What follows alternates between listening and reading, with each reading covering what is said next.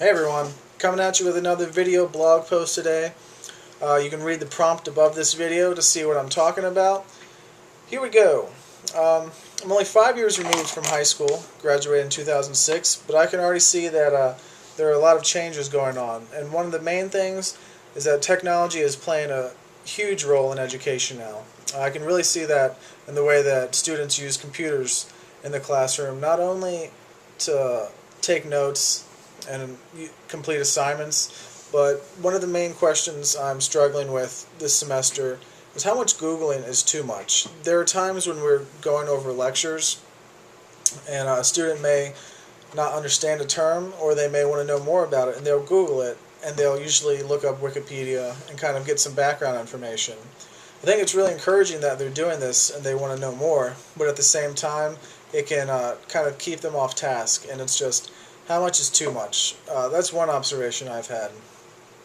Um, Things that keep students' interest, I think one thing I've really seen is during lectures, Mr. Powers uses short video clips that really gain students' attention. They really like them when he moves to one slide and they kind of perk up and they really enjoy what's going on. It's just a much more active, engaging way. It can be sometimes a commercial. It can be just a short clip from a TV show or movie that has some kind of historical significance, and that really helps. But at the same time, lectures can kind of create a lack of interest, and it's necessary to use these videos, powerful images, connect these concepts to current events that students can understand. And I think one of the most important things is just to have energy. Sometimes it's said that lectures are just a song and dance. You need to be up there and have energy. You need to relay your content to your students and just be excited about it, or else they may not be. Behavior in our class, for the most part, it's going pretty well. The ninth graders especially, they're pre-AP students, they just are behaved well. They don't really chat that much. They're a bit hyper, but other than that, they're good. 11th graders are a bit more talkative. There's one period where we have a bit of a problem with two students who continuously talk. We've had to separate them at times. But at the same time, when we call on them for questions, they know all the answers. When they want to be and when they want to pay attention, they're really smart. And it's encouraging to see that. At the same time, it's just tough because they can distract the whole class at times. All of the students, for the most part, really respect Mr. Powers, and even myself, which I haven't really been in this position of power before, and they really respect me as a superior and not kind of as a peer. They ask me questions just like they would ask Mr. Powers. They come to me with problems, and I really like being able to help them with a question. Maybe it's about content, or maybe the computers are acting up, and it's just nice to see that. So what motivates students? The first thing I think is you have self-motivation. They kind of see what's going on in the world right now, the recession, and they know that they really need to take this opportunity they have and run with it. I think everyone's always self-motivated to some point to want to do well in life, and I think that's a huge factor right now. Second, at this school especially, I think is the family. They're very motivating. I think that they really push their children to do their best, take higher classes, and just really use education to move on in the future. Third, I think that the school environment itself is really motivating. Our school, it really wants to be one of the top schools in Virginia, and it's getting there. They have very high test scores, and I think that the teachers that our students are surrounded with really motivate these students. And lastly, I think the world is becoming a really motivating factor.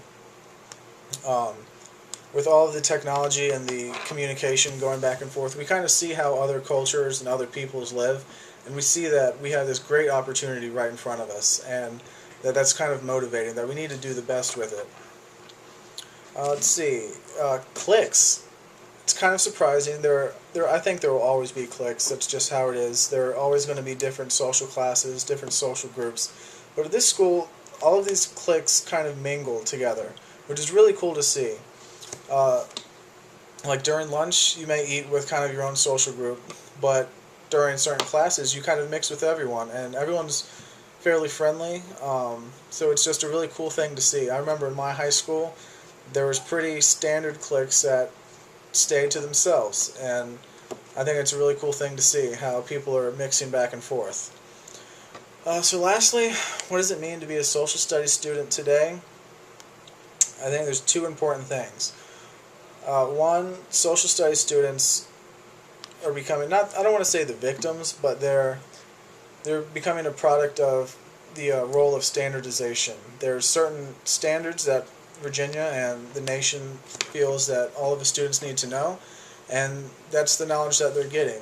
I'm not saying that it's bad knowledge, I'm just saying that these standards almost dictate what is taught. And they're just, standards are playing such an important role because of the tests. VAUS has their SOL, you need that to graduate, and so on and so forth. So they're kind of growing up in the age of the standards. And secondly, what does it mean to be a social studies student today? They're learning to become future citizens, not only of the United States, but of the world.